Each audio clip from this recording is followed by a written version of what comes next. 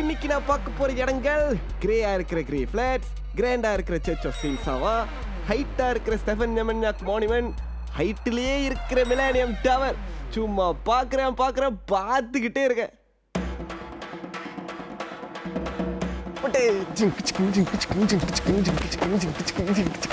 Full எனர்ஜியில் இருக்கேன். இன்னைக்கு காலைல மணி ஒரு 8:49 ஆகுதுயா.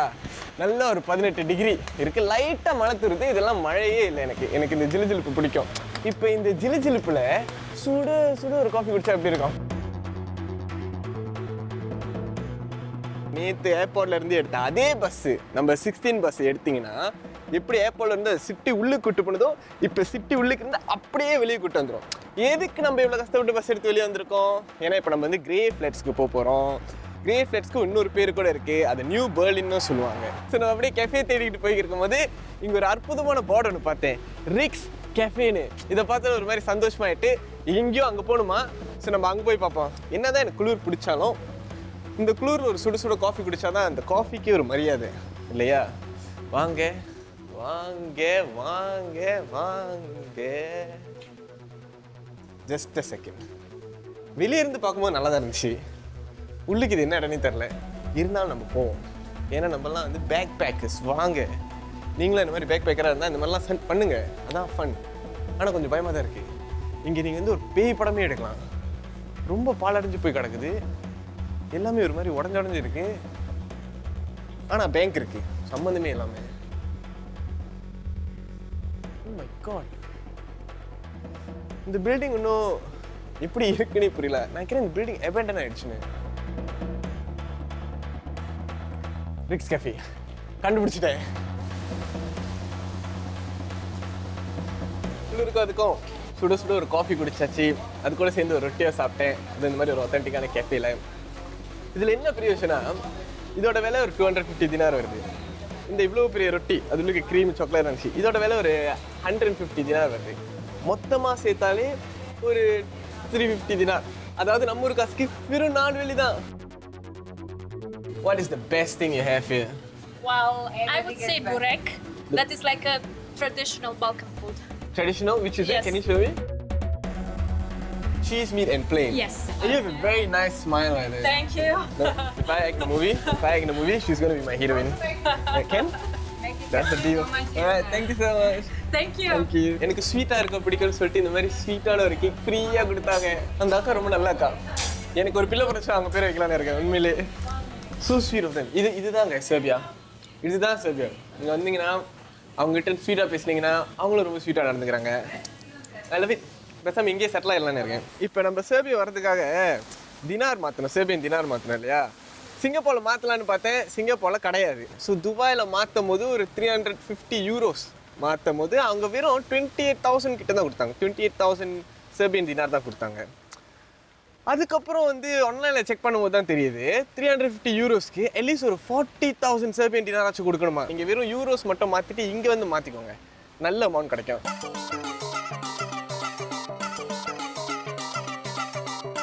மழை பெஞ்சு எங்கே பார்த்தாலும் ஒரே தண்ணியாக இருக்குது. புது சப்பாத்து வேறு. எல்லாமே புதுசு. நான் புதுசு, ஷோ புதுசு, கண்டென்ட் புதுசு, சப்பாத்து புதுசு, டைரக்டர். இவ்வளோ நேரமாக கிரே ஃப்ளாட்னு சொல்லிக்கிறீங்களே, என் பின்னால் தான் இருக்குது அந்த கிரே ஃப்ளாட்ஸ்லாம். ஆக்சுவலி இந்த இடம் ஃபுல்லாகவே கிரே ஃப்ளாட்ஸ் இருக்குது. இந்த கிரே ஃப்ளாட்ஸ்க்கு இன்னொரு பேர் என்னென்னா நியூ பெல்கிரேட்னு சொல்லுவாங்க. அதாவது World War II இருக்குல்ல, World War II நடந்ததுக்கு அப்புறம் தான் இந்த இடத்தையே பில்ட் பண்ண ஆரம்பித்தாங்க. இந்த இடத்துக்கெல்லாம் கிரே ஃப்ளாட்ஸுங்கிற ஒரு அடையாளம் என்னென்னா, நம்ம ஃப்ரெஞ்ச் ஆர்கிடெக்சர் இருக்குல்ல, அங்கே இருக்கிற ஆர்கிடெக்சர்லேருந்து இன்ஸ்பயர் பண்ணி இங்கே இருக்கிறவங்க வந்து இந்த இடத்தெல்லாம் கட்டினாங்க. அண்ட் இதுக்கு இன்னொரு இது கூட இருக்குது, அதாவது ப்ரூட்டலிசம்னு. அது வந்து கேட்க ப்ரூட்டலாக இருந்தாலும் அது என்னன்னா பார்க்கறதுக்கு அதெல்லாம் ப்ரூட்டலாக, அதாவது வெறும் கான்க்ரீட் ஸ்லாப்ஸ் போட்டு வெறும் அப்படியே கண்ணாடியெல்லாம் அவ்வளோ கான்க்ரீட் மட்டும் போட்டு ஒரு மாதிரி ப்ரூட்டலான ஃபீல் இருக்குல்ல, அது ஒரு எஸ்தேட்டிக்காக இருக்கணும்னு சொல்லிட்டு தான் அதுக்கு வந்து ப்ரூட்டலிசம்னு ஒரு எஸ்தேட்டிக் பேர் வச்சுருக்காங்க. ஸோ நியூ பெல்கிரேட்னு சொல்லியாச்சு. இது நியூ பெல்கிரேட்னா நம்ம இருந்த இடம் சிட்டி சென்டர். அது என்னது? அது ஆக்சுவலி ஓல்ட் பெல்கிரேட். என்னென்னா அங்கே இருக்கிற பில்டிங்லாம் thousands of years ago கட்டப்பட்ட பில்டிங், ஆயிரக்கணக்கான வருஷத்துக்கு முன்னாடி கட்டப்பட்ட பில்டிங். இதுதான் ஆக்சுவலி பார்க்க போனால் புதுசு. அதனால தான் இந்த பில்டிங்லாம் பார்க்க கொஞ்சம் நம்ம ஃப்ளாட்ஸ் மாதிரி இருக்கும். அங்கெல்லாம் வந்து அந்த ஜான் விக் படத்தில் வர மாதிரியும் ஹேரி பாட்டர் படத்தில் வர மாதிரியும் இந்த கசல் ஃபீலில் இருக்குது. அது வந்து யூரோப்பியன் ஆர்கிடெக்சர், இது ஃப்ரெஞ்ச் ஆர்கிடெக்சர்.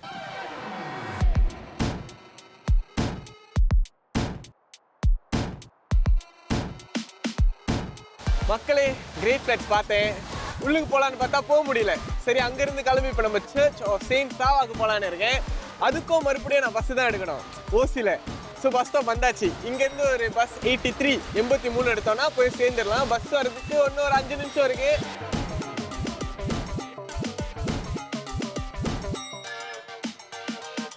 ஸோ உங்களுக்கு இந்த ஹிஸ்டரியெல்லாம் ரொம்ப பிடிக்கும்னு வச்சுக்கோங்களேன். பர்ஃபெக்ட் இடம் செர்பியா. வந்தீங்கன்னா தொடுற பில்டிங்லாம் ஒரு ஹிஸ்டாரிக்கல் கான்டெக்ட் இருக்கும். நல்லா ரசிச்சுட்டு போகலாம்.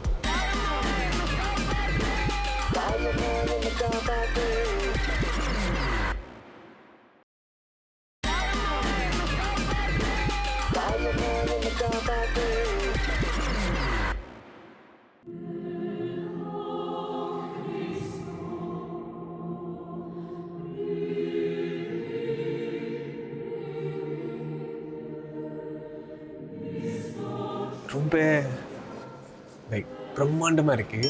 எனக்கு என்ன சொல்லுவாங்க, பேச்சே வர மாட்டேங்குது. வாயடைச்சு போய் நிற்கிறேன் உண்மையாகவே.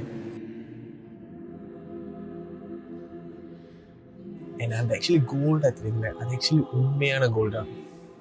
வா, பியூட்டிஃபுல். ஸோ இன்னும் நிறையா இந்த சர்ச் பற்றி கண்டுபிடிக்க போகிறோம். சர்ச் ஆஃப் செயின்ட் சாவா.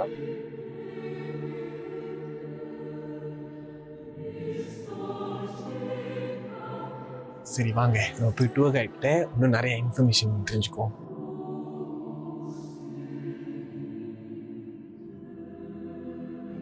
இந்த பிரம்மாண்டமான சர்ச்சில் இருக்கோம். இந்த பிரம்மாண்டத்தை பார்த்து நான் அப்படியே ஒரு மாதிரி மெஸ்மரைஸ் ஆகிட்டேன். சர்ச் ஆஃப் செயின்ட் சாவான்னு சொல்லுவாங்க. செயின்ட் சாவா அப்படிங்கிறவர் யார், அவரை பற்றி இன்ஃபர்மேஷன்லாம் நான் கலெக்ட் பண்ணிட்டேன். செயின்ட் ஸ்டெஃபன் த மென்யா, அவர் தான் செர்பியாவுடைய ஃபர்ஸ்ட் க்ரவுன் கிங். அவருக்கு பிறந்த குழந்தை தான் செயின்ட் சாவா. ஸோ யூஸ்வலாக இந்த எம்பையரில் குழந்தை பிறந்தோடனே அவங்க தான் அடுத்த கிங் ஆவாங்க. ஆனால் செயின்ட் சாவா என்ன சொன்னார்னா, அவருக்கு அந்த ஆசையே இல்லை. அவர் கடவுளுக்கு போய் இணைய போகிறான்னு சொல்லிட்டு அவர் அந்த எம்பையர் விட்டு வெளியாயிட்டாராம். வெளியாகி அவர் இன்னொரு நாட்டுக்கு போய் கடவுளுக்காக தன் வாழ்க்கையை அர்ப்பணித்து ஒரு என்ன சொல்லுவாங்க, மாங்க் மாதிரி ஆயிட்டாரு. அப்போ அதுக்கு நடுவில் இங்கே நிறைய பிரச்சனைகள்லாம் இருக்கும்போது தான் அவர் மறுபடியும் இங்கே வந்து அவங்க குடும்பத்தையே இணைச்சி, அதாவது குடும்பத்தை மட்டும் இணைக்கிறதா இல்லாமல் அது மூலயமா செர்பியங்கிற ஒரு நாட்டுக்கு ஒரு மிகப்பெரிய ஒரு தூணாக இருந்திருக்காரு. ஒரு செர்பியன் ஆர்த்தடாக்ஸ் சர்ச்சுங்கிற ஒரு விஷயத்துக்கு இண்டிபெண்டன்ஸ் வாங்கி கொடுத்துருக்காரு. உலகத்தில் இருக்கிற மிகப்பெரிய ஆர்த்தடாக்ஸ் கிறிஸ்டியன் சர்ச்சில் சர்ச் செயின்ட் சாவாவும் ஒன்று. செயின்ட் சாவா அப்படிங்கிறவர் 13ஆம் நூற்றாண்டில் செர்பியன் ஆர்த்தடாக்ஸ் சர்ச் உருவாக்குனார். அதிலிருந்து அவர் ஒரு நேஷனல் ஹீரோவாகவே செர்பிய மக்கள் பார்க்க ஆரம்பிச்சிட்டாங்க.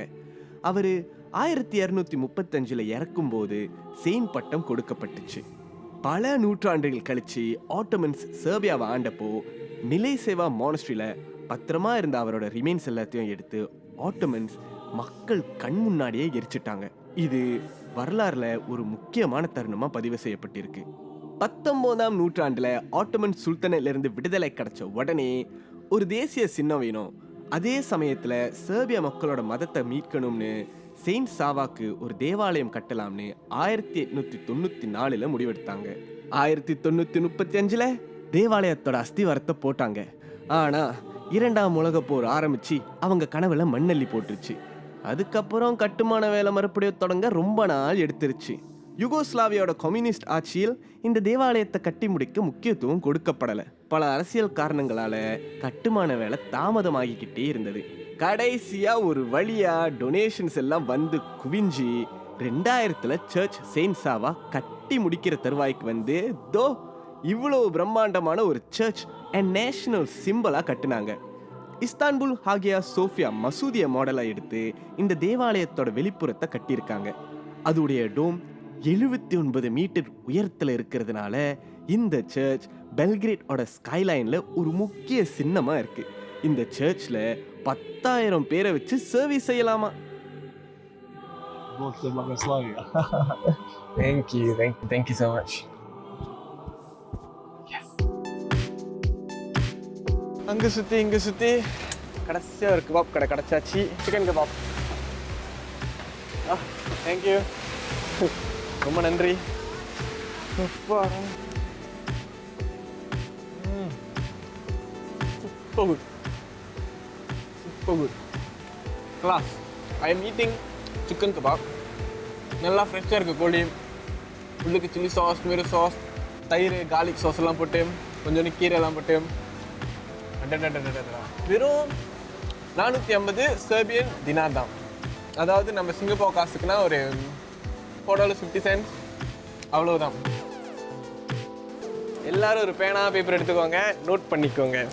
அதாவது இது வந்து ஒரு சாக்லேட் கடை, லோக்கல் சாக்லேட் கடை. ஒரு 102 வருஷமா சர்பியாவில் இருந்துருக்கு. இங்கே இருக்கிற எல்லாருமே இதை சாப்பிட்டு தான் வளர்றாங்க. அப்படின்னு இருக்கும்போது நீங்களும் இங்கே வந்துட்டு இதை சாப்பிடாம போனால் எப்படி? கடையோட பேர் ஸ்டார்க் மாதிரி, ஆனால் ஸ்டார்க். குளிர் காலத்தில் சாக்லேட் ஐஸ்கிரீம் சாப்பிட்றது ஒரு தனி சுகம்.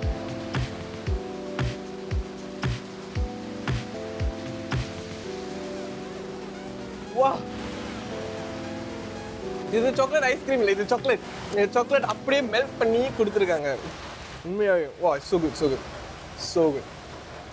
முதல்ல நான் சர்ச்சுக்கு போயிருந்தேன்ல, அப்போ அவர் என்ன ஆக்சுவலி கீழே கூப்பிட்டுருவார். சர்ச்சுக்கு கீழே அங்கே ஆக்சுவலி ஒரு பேட்ரியாக்கோட டூம் இருக்குது. அதே மாதிரி 20 டூம்ஸ் இருக்கான். இனிமே வரப்போகிற பேட்ரியாக்ஸ்க்கெல்லாம் அங்கே தான் அவங்க வந்து ஒரு பெரிய கிரவுண்ட் மாதிரி வச்சுருக்காங்க சர்ச்சுக்கு கீழே. அவர் சொன்னது எனக்கு என்னென்னா ஒரு 700 kilograms கோல்டு யூஸ் பண்ணி தான் அங்கே இருக்கிற செவர் எல்லாமே அவங்க வந்து டிசைன் பண்ணி செஞ்சுருக்காங்க. இப்போ நான் இருக்கிற இடம் சாவா ஸ்கொயர். என் பின்னால் ஒரு மாமனிதர் இருக்காரு பார்த்தீங்களா, அவர் யார் தெரியுமா? நான் சர்ச் ஆஃப் செயின்ட் சாவா போனேன்ல, அந்த செயின்ட் சாவாவோட ஃபாதர் தான் இவர். இவர் வந்து ஸ்டெஃபன் நெமன்யான்னு சொல்லுவாங்க. இவர் தான் வந்து the founder of the great Serbian dynasty. இவர் எது மேலே நிற்கிறாருன்னு யாராச்சும் நோட்டீஸ் பண்ணீங்களா? நான் நோட்டீஸ் பண்ணேன். அவர் நிற்கிறது வந்து ஒரு பிசன்டைன் ஹெல்மெட், அதாவது உடஞ்சி போன ஒரு பிசன்டைன் ஹெல்மெட். பிசன்டைன்ங்கிறது ஒரு ஈஸ்டர்ன் ரோமன் எம்பையர். இந்த 12th centuryக்கு முன்னாடி அவங்க தான் இந்த இடத்த ஆண்டுக்கிருந்தாங்க. அவங்க கிட்ட இருந்து சண்டை போட்டு ஒரு இண்டிபெண்டன்ஸ் வாங்கி கொடுத்தவர் தான் இவர். அதை சிம்பிளைஸ் பண்ணுறதுக்காக தான் அவர் அப்படியே கெத்தாக அந்த ஹெல்மெட் மேலே கால் போட்டு நின்றுக்கிருக்காரு. எல்லாருக்கும் ஞாபகம் இருக்கட்டும். அண்ட் இந்த ஸ்கல்ப்சருக்கு ஐடியா, இந்த ஸ்கல்ப்சரோட மூளை யாருன்னு பார்த்தீங்கன்னா ஒரு ரஷ்யன் ஸ்கல்ப்சர். அவர் தான் இவங்களுக்கு இந்த ஸ்கல்ப்சர் செஞ்சு கொடுத்தாரு.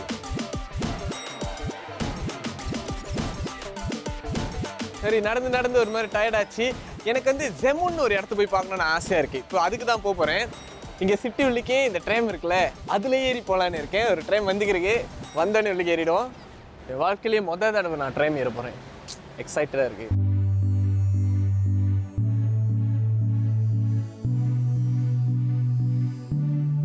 இது அந்த மட்ராசப்பட்டினம் படத்தில் வரும். தானதோம் தானதோ அப்படியே ஏமி ஜாக்சன் ஏறி வருவாங்க. நான் அந்த துணி பை வச்சுருப்பேன். அந்த மாதிரி சீன்லாம் மைண்ட் ஓடி இருக்கு. வந்து 2 நாள் ஆகுது, ஒரு ஏமி ஜாக்சன் எனக்கு மாற்றப்படுத்தல. ஸோ நீங்களும் வந்தீங்கன்னா சிட்டி சென்டருக்கு வந்தீங்கன்னு வச்சுக்கோங்களேன். இந்த சாவா ஸ்கொயர்லாம் சிட்டி சென்டர் உங்களுக்கு சுற்றுறதுக்கே இந்த மாதிரி ட்ரெயினில் ஏறுங்க. ஃபன்னாக இருக்கும். இதெல்லாம் எக்ஸ்பீரியன்ஸ் பண்ணலாம். அதுதான் வாழ்க்கை. எவ்வளோ நாள் தான் நீங்கள் எம்ஆர்டிலேயே போய்க்கிருப்பீங்க. கூடவே எங்கள் அப்பா வராரு. அடிக்கல. முதல்ல பாத்தீங்கன்னா இங்க இருக்கிற பொண்ணுங்க எல்லாமே அவ்வளவு அழகா இருக்காங்க. உண்மையாவே எல்லாருமே ஒன்னொன்னு பார்க்க மாடல் மாதிரி இருக்காங்க. நெகட்டிவ்ல வர மாதிரி இருக்காங்க. கிட்ட படமே எடுக்கலாம். பொண்ணுங்க தான் இருக்காங்க, பார்த்தா ஆம்பளைங்களும் அழகா தான் இருக்காங்க. நான் நினைச்சேன் நான் தான் அழகேன்னு. இங்க வந்ததுக்கு அப்புறம் நான் ஏதோ சுமாரா இருக்கிற மாதிரி எனக்கே ஃபீல் ஆகுது. அந்த அளவுக்கு அழகா இருக்காங்க. எப்படியாச்சும் ஒரு பொண்ணுகிட்ட பேசி எங்க அம்மாவுக்கு மருமகளா கூட்டு போலான்னு ஒரு முடிவு எடுத்திருக்கேன். அம்மா, இதான் நம்ம ஸ்டாப். செல்லோ பேட்டா.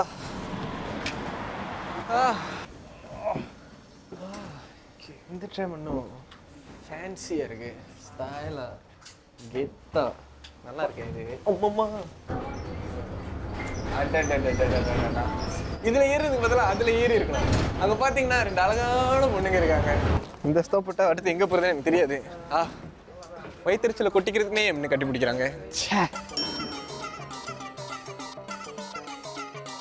மிலேனியர் டவரை தேடி போய்கிட்டு இருக்கிற வழியில நிறைய சர்பியன் வீடுகளை தாண்டி போனேன். கொஞ்சம் சாரல் மலையில நடந்துக்கிட்டே இயற்கை காற்றை ரசிச்சுக்கிட்டே போகும்போது வழியில நிறைய பேர் அன்பா ஹலோ சொன்னாங்க.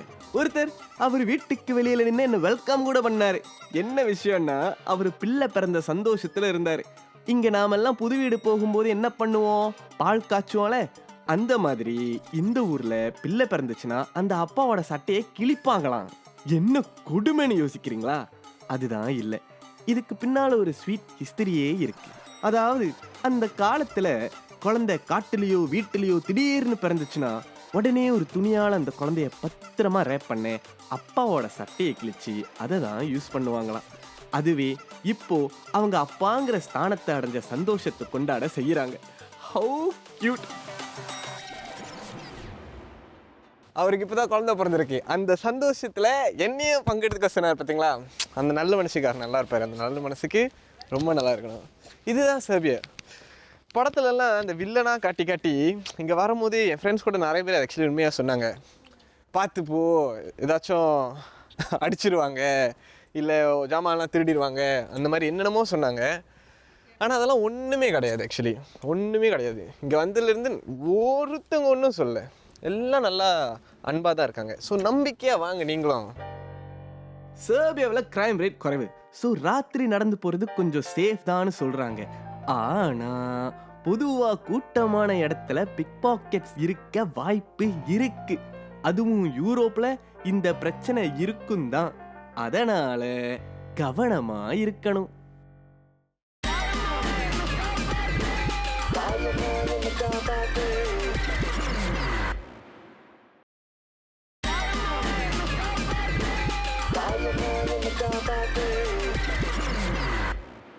Let's go. ஓகே, எங்கே வந்திருக்கோன்னு பார்த்தீங்கன்னா மிலேனியா டவருக்கு வந்திருக்கோம் சர்பியாவில். இது என்னென்னா ஆஸ்ட்ரியோ ஹங்கேரியன் காலத்தில் அவங்க கட்டின டவர். அவங்க இந்த இடத்த ஆண்ட ஒரு 100 வருஷத்துக்கு அதை செலிப்ரேட் பண்ணுறதுக்காக கட்டின டவர் தான்.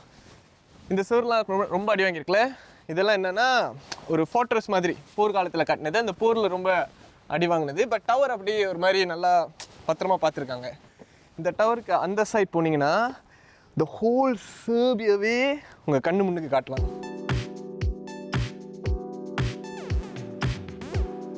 நான் சொன்னேன்னா இல்லையா அந்த சர்பியா லேண்ட்ஸ்கேப் பார்க்க போகிறீங்கண்ணே. ஸோ கொஞ்சம் ஃப்ரெண்ட்ஸ் மீட் பண்ணியிருக்கேன். So why do you come here? Why? To chill. To chill? Yes. Because you love the view? Yes. Yeah? We are here first time. First time? Yes. Same. Here. I'm also here first time. So technically we made new friends. And how old did you think I was? 21. I guess 25. They think I'm 25. I'm actually 31, guys. You're my advice out there. So what do you guys like? What's the best thing about Belgrade? Best thing about Belgrade? I don't know. People. Beautiful Beautiful people. People in general.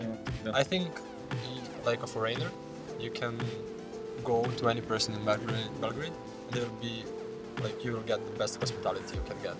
I agree. I mean, And look at this. Yeah. It's happening right now.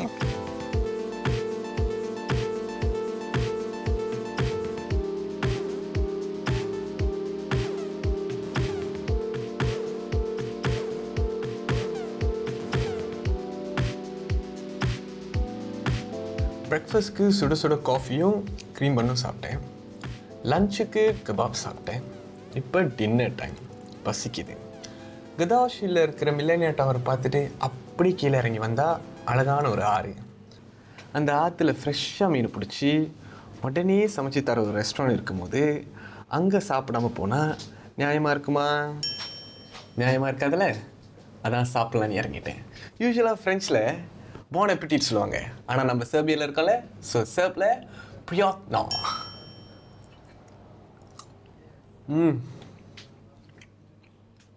Fresh தான்.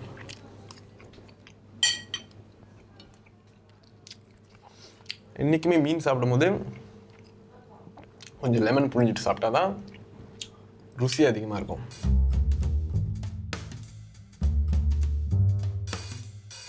நான் ஒரு உண்மையை சொல்லணும்.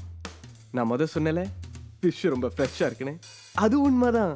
ஆனால் எனக்கு அது பிடிக்கவே இல்லை. அப்போ லைட்டாக தாயம்மா நினப்பும் வந்துச்சு. இருந்தாலும் this is just one place. Yeah maybe the next place will be a better place then this place that wasn't much of a good place. எப்படி இன்னைக்கு என்ன செலவாச்சு? கிரே ஃப்ளட்ஸை பார்க்கறதுக்கு எடுத்த பஸ்ஸு ஃப்ரீ. ரிக்ஸ் கேஃபேல சாப்பிட்ட பிரேக்ஃபாஸ்ட் வெறும் 4.20 காசு தான். அங்கிருந்து சர்ச்சுக்கு போன பஸ்ஸும் ஃப்ரீ. பசிக்கு சாப்பிட்ட கபாப் 5.50 காசு. ருசிக்கு சாப்பிட்ட ஐஸ்கிரீம் 3.30 காசு. அங்கிருந்து மானுமெண்ட்க்கு போன பஸ்ஸும் ஃப்ரீ. மிலேனியா டவருக்கு போன ட்ராமும் ஃப்ரீ. டின்னருக்கு ஆத்தூரமாக சாப்பிட்ட மீன் 15 வெள்ளி. அதை ஃபீல் பண்ணிக்கிட்டே மறுபடியும் ஏபிஎன்பிக்கு வந்த பஸ்ஸு ஃப்ரீ ஃப்ரீ ஃப்ரீ.